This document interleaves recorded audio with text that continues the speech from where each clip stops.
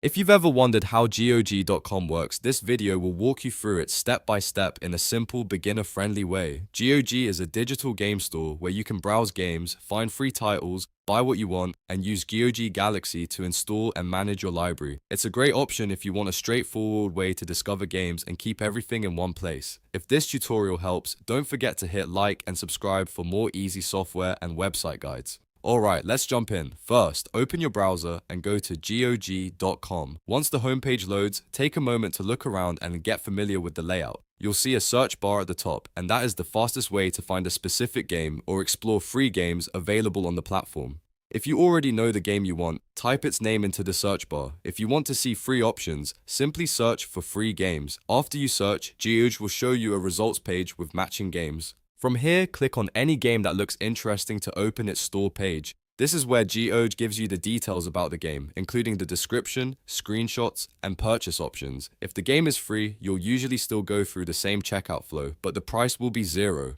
Next, click the Buy Now button on the game page. Even when a game is free, GOG may still label the next step as a purchase action. Don't worry, this is normal. On the checkout page, look for the Get for Free option and click it to claim the game. This adds the game to your GOG account so it becomes part of your library. Once you claim it, you'll move to the completion screen. From there, click Install if you want to set up the game right away. GOG will then prompt you to download GOG Galaxy, which is the platform's launcher and library manager.